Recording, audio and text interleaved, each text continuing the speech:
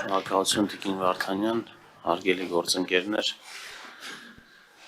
իհարկե առիթ ունեցել ենք քննարկելու 2025 թվականի պետական բյուջեի կատարման հաշվետվությունը անցած շաբաթ, որտեղ ներկայացրել ենք ֆիսկալ քաղաքականության մանրամասները, նաև ըստ գերատեսչությունների հանձնաժողովներում քննարկումներ են եղել։ Ես կփորձեմ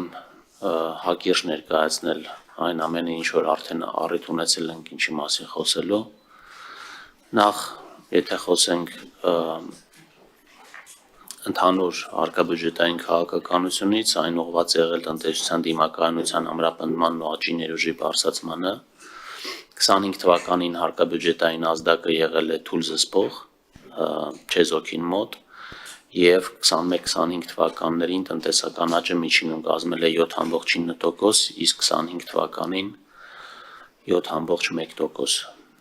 Ըստ էության մենք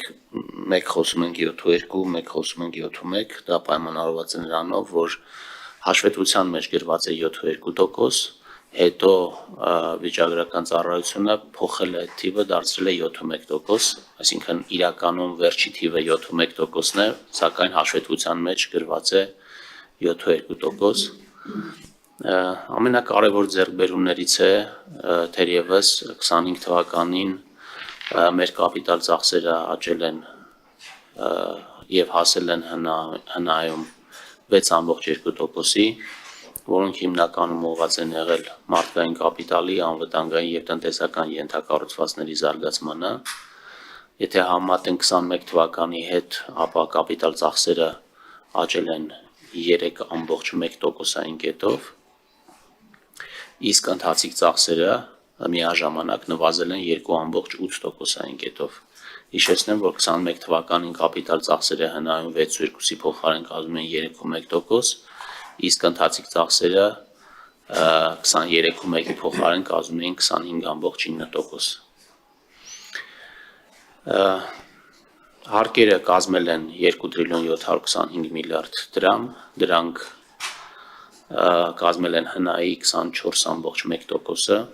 և 0,6%-ային կետով ավել են եղել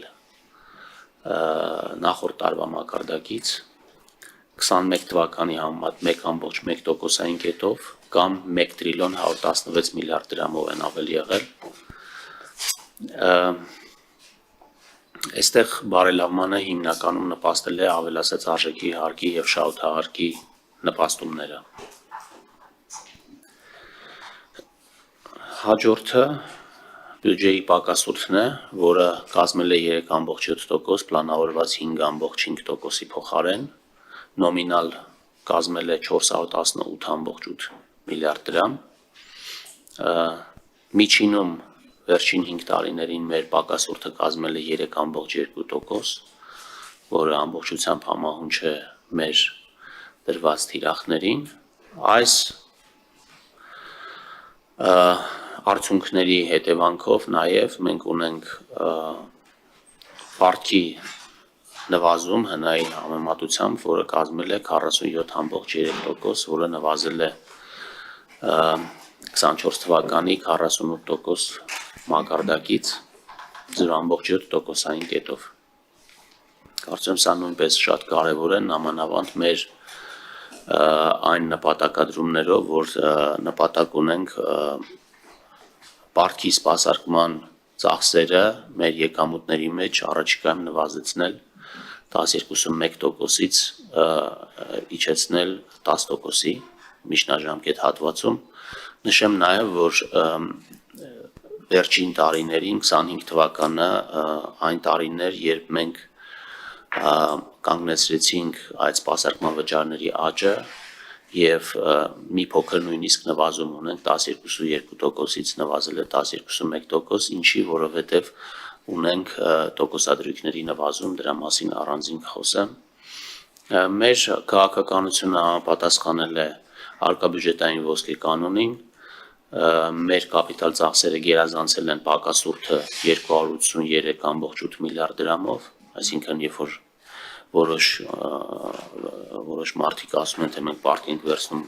ընթացիկ ծախսեր անելու համար, սրանով ապացուցում է, որ նույն 283 միլիարդ դրամով ավել կապիտալ ծախս ենք անում, քան պարտք ենք վերցրել,